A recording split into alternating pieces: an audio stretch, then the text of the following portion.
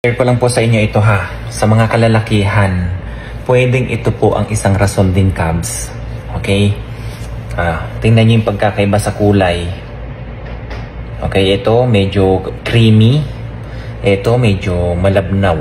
Okay? Tingnan nyo ang viscosity. Although kung titingnan nyo, mas marami ang nailabas na ito as compared dito. Cubs, ang kulay pa lang may sinasabi din yan. Ito kakukuha lang, Cubs. Sa totoo lang, siguro nasa 30 minutes pa lang to. Okay? So, parehong liquefied na. Unahin natin titingnan itong isa. Ito. Okay? Makita nyo ang edad para ano? Ito 25. Ito 35. Malaki ang diferensya, Cubs. Okay?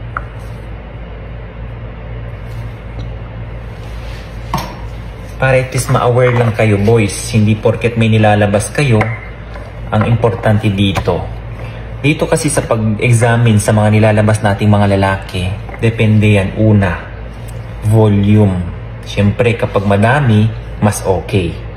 Pangalawa, base sa pagbabasa sa microscope, titingnan mo yan.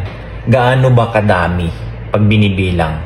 Pangatlo, yung motility. Gaano ba kalakas yan? Okay, isa din yan ng mga factor, Cubs, ha.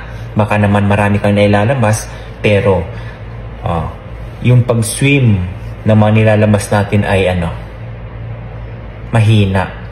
Okay? At syempre, yung dyan is yung gaano kadami yung may abnormal at saka yung normal. Okay? So ito, para dito sa okay ang kulay. Para ma-aware lang kayo, baka naman ito ang dahilan kung bakit hindi kayo makabuo ni Mrs. Panay ang check-up mo kay Mrs. Tapos ikaw naman, sir, hindi ka naman nagpapa-check-up. Pwedeng baka sa'yo ba ang, alam mo yun?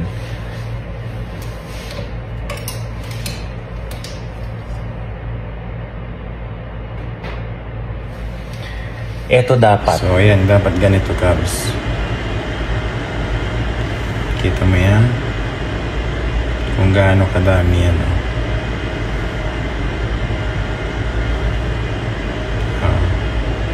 Parang kiti-kiti. So, nakita mo, Cubs. Gaano kadami yun. So, natapos na to. Ito naman tayo sa medyo malabnaw. Cubs, totoo lang ha. Newly collected itong mga specimen nito kasi ako, stricto din ako sa tanggap o pag-receive ng ganitong mga specimen. Specific kasi ang oras niyan. Kailangan ma-take note mo. Okay? Yung start ng collection at yung pagdala dito sa both ito, Cubs, kinolekta dito yan. So, ito siya. Tingnan nyo ang labnaw.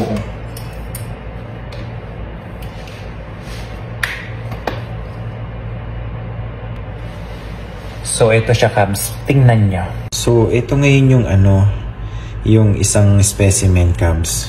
Zoom natin konti. Ayan Sir, bakit ganyan walang gumagalaw? Napansin nyo din ba yung structure ng mga andyan yung mga tadpole na yan? Cubs, ang daming abnormalities. At isa pa, hindi sila gumagalaw. Cubs, hindi po mga tsugi yan ha. Non-motil po ang tawag dyan. Tapos may mga nana at may kasamang dugo. Ito po ang isang problema, Cubs. Hindi porket may nalalabas ka, ang importante, ano yung nasa loob. Gumagalaw ba? Kaya nito. Tingnan nyo, mas marami ang ulo, buntot agad, walang neck. Tapos marami ang malalaki ang ulo, mahahaba ang buntot. Puro mga abnormalities ang nilalabas, Cubs. So, kailangan nyo nang pumunta sa inyong mga urologists. Okay? Tingnan nyo to. Yan zoom pa natin para mas ma-appreciate. Ayan, Cubs. Ang hirap maging vlogger.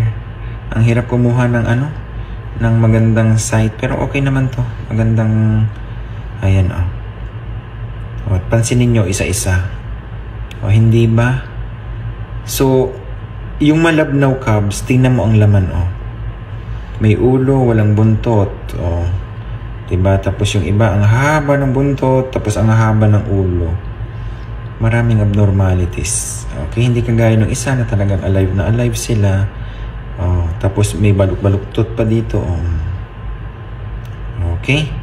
So, sa amin yan, tinitingnan din namin yung mga abnormal na yan. As kumpara dun sa mga normal cells. Tingnan nyo, oh, sobrang payat ng ulo. Ang haba ng buntot nila, Cubs. Oh. Karamihan walang leeg. Ulo, buntot agad. Okay? So, awareness lang po ito, Cubs. Sana i-share ko lang po sa inyo para at least kahit pa paano may matutunan tayo. So, kung kayo, hindi po kayo makabuo ni ma'am, ay kailangan magpa-check ka din, sir, ha? Kahit anong ganda ng hormones ni ma'am, kung ikaw ay may problema, ay hindi pa rin kayo makakabuo niyan. Okay? So, alagaan niyo pa yung kalusugan niyo, ha? Marami po dyan ang nag-struggle na magkaroon ng anak, Cubs. Tingnan niyo to, oh. Yung nakahilera na yan, oh. Ulo, buntot agad. Sipin niyo yan, oh. Hindi po yan makakabuo, Cubs. Sa totoo lang. Mga ganito, oh. Freshly collected, pero non-motile lahat. So, hindi po siya maganda na sample. Pangitain po yan na may problema po, Cubs. So, si doktor na lang po magsasabi sa inyo, ha? Okay, thank you for watching, guys. Alagaan nyo po yung kalusugan nyo. Bye-bye.